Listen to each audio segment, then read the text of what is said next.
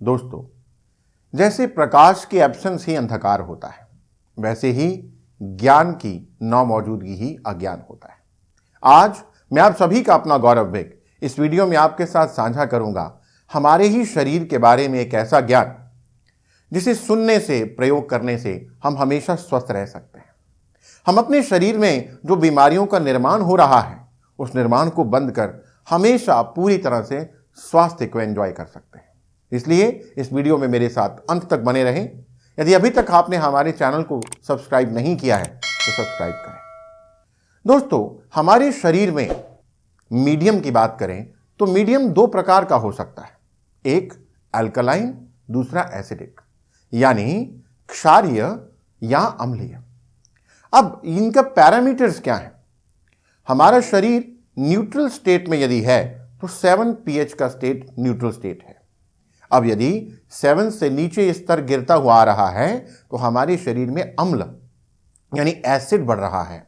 7 से नीचे 6, 5, 4 नीचे आएगा तो हमारा शरीर एसिडिक मीडियम में होगा, और यदि ये 7 से ऊपर जा रहा है तो हम अल्कलाइन मीडियम में हैं।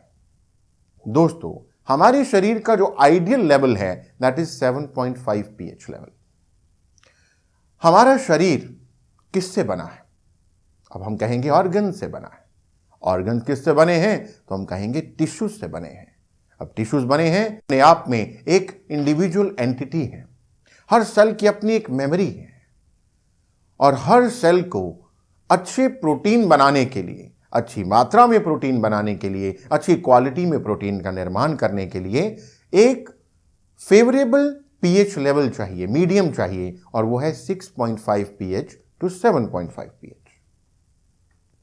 अब यदि ये लेवल 7.5 से बहुत ज्यादा टू मच अल्कलाइन हो जाता है, क्योंकि हमने प्रभावित होकर के अपने शरीर के मीडियम को बहुत ज्यादा क्षारीय बना लिया, तब भी यहां ये दिक्कत हो जाएगी। और यदि हमने इस लेवल को बहुत ज्यादा अम्लीय यानी एसिडिक कर लिया, तब भी ये सेल अच्छी क्वालिटी का प्रोटीन नहीं बना पाएगा। जैसे एक कार है, हम कार को चला रहे हैं, तो कार के लिए यदि हम कार को बिल्कुल 10, 12, 5 की स्पीड पर चलाते हैं, तब भी ना तो कार की माइलेज निकलेगी और ना ही कार अच्छे से कार का इंजन काम करेगा। दूसरा, यदि हम कार को बहुत ओवर स्पीड चलाते हैं, 200 पर चलाते, 200 पर चलाते हैं, तो तब भी माइलेज भी नहीं निकलेगी और इंजन भी खराब हो जाएगा। इसीलिए कार के अंदर वो ग्रीन रेंज दी रखी होती है कि उस रेंज में चलाइए, 70-80 से लेकर के 120 के बीच में, तो वो एक ऑप्टिमम लेवल है गाड़ी को चलाने का, जिससे इंजन ठीक रहेगा। इसी प्रकार से हमारे शरीर का भी ये जो मीडियम का लेवल है, जो ऑप्टिमम लेवल है, दैट इज 6.5 टू 7.5। यदि इस रेंज में हम रहते हैं तो हमारे सेल बहुत अच्छी क्वालिटी का प्रोटीन का निर्माण करते हैं। अब बीमारियां क्या हैं? यदि हमारा सेल खराब क्वालिटी का प्रोटीन बना रहा है तो वही बीमारियां हैं, और कैंसर भी उनमें से एक बीमारी है। अब दोस्तों, हमारे शरीर के अंदर मीडियम को प्रभावित करने वाला 85% है हमारा मन, और 15% है हमारा भोजन। और हम इसी मन से और इसी रसोई घर से यानी भोजन से अपने इस मीडियम को बिल्कुल ऑप्टिमम रेंज में रख सकते हैं। आइए बात समझते हैं कि यदि हमारा मन पास्ट ट्रॉमास में है, भूतकाल की चिंताओं में है, पीड़ा में है, गिल्ट में है, वेदना में है, तो हमारे भीतर एक फ्लाइट मोड या फाइट मोड शुरू हो जाते, एक लड़ाई, एक युद्ध, एक द्वंद्व चलता है। यदि हमारा मन प्रेजेंट एंजाइटीज में है, वर्तमान की कुछ ऐसे अनरिजॉल्व इश्यूज हैं जो हमें तंग कर रहे हैं, या भविष्य की, फ्यूचर की डर, फियर्स, फोबियाज, इनसिक्योरिटीज में घिरा हुआ है, तो इन सभी स्टेजेस में हमारे अंदर एक लड़ाई की स्थिति बन जाती है।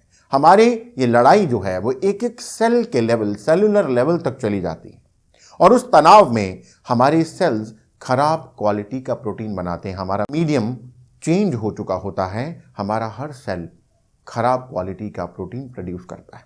इसी से बीमारियां बनती हैं, इसी से तनाव और बढ़ जाता है।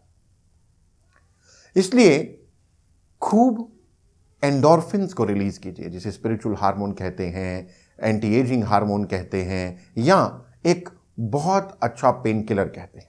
इसके ऊपर मैं पहले बहुत सी वीडियोस बना चुका हूं, जिनके लिंक्स आपको डिस्क्रिप्शन बॉक्स में मिल जाएंगे।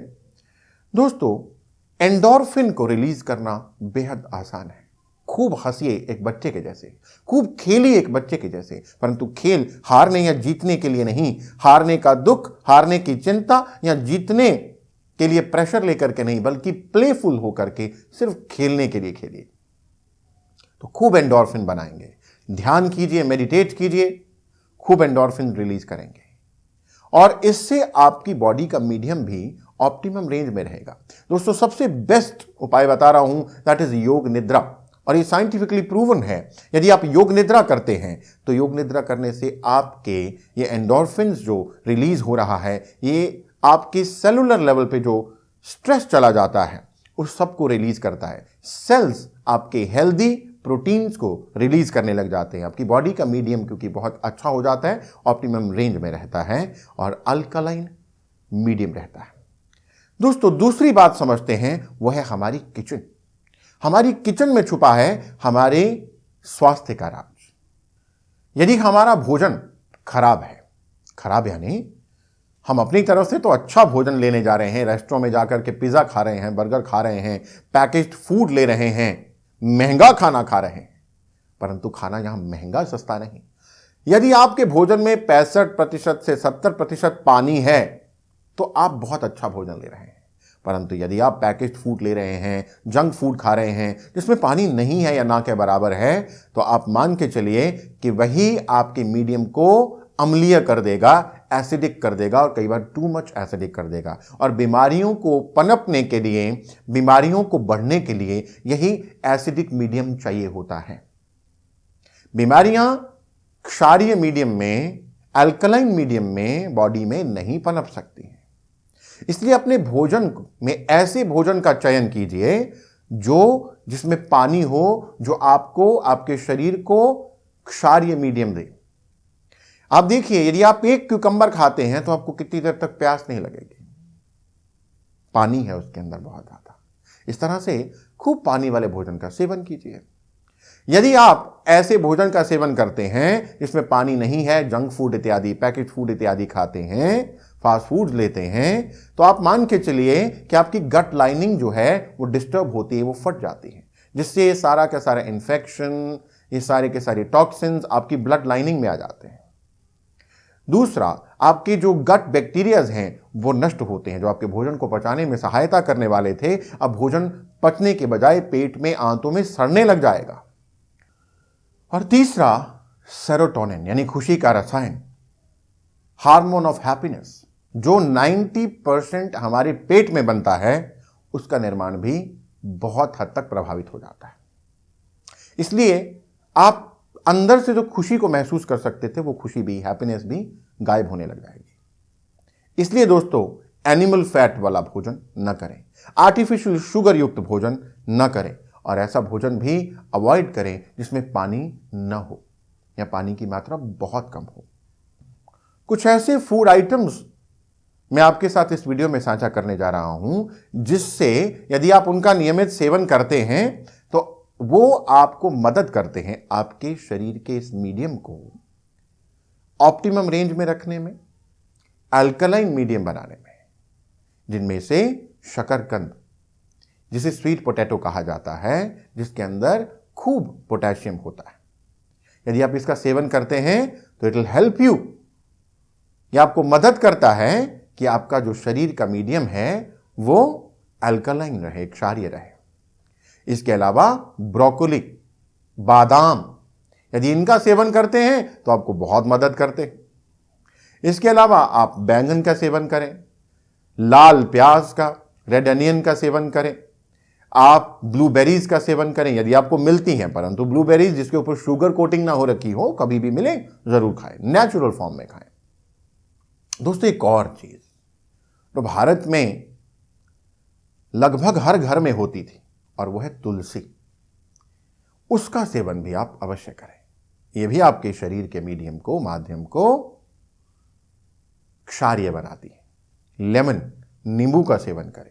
इस तरह से अनेकों और आइटम्स, फूड आइटम्स आपको अपनी रसोई में ही मिल जाएंगी, इनका सेवन करने से आपके शरीर का माध्यम जो है वो ऑप्टिमम रेंज में रहेगा, वो क्षारीय यानी अल्कलाइन रहेगा। फिर से कह देता हूं कि it's worth repeating, alkaline body में बीमारियां नहीं पनप सकती, नहीं बढ़ सकती। इसलिए यदि स्वस्थ रहना चाहते हैं तो अपने शरीर का माहौल ही ऐसा बना लीजिए जिसमें बीमारी न बन सके, न पनप सके। आप पूरी तरह से स्वस्थ रहेंगे और ये बेहद आसान है। 85% मन पे काम कीजिए, 15% भोजन पे काम कीजिए। मन और अन्न यदि दोनों पर काम कर लिया तो आप पूरी तरह से स्वस्थ हो जाएंगे। आशा करता हूं कि इस वीडियो में साझा की गई जानकारी आपको लाभप्रद लगी। यदि ऐसा है तो इसे सिर्फ स्वयं तक ना रखें, औरों के साथ शेयर करें। अपने कॉन्टैक्ट्स में इस वीडियो को सबके साथ साझा कीजिए और इस वीडियो को लाइक भी करें और मुझे अपने फीडबैक्स कमेंट्स के रूप में जरूर भेजें। धन्यवाद।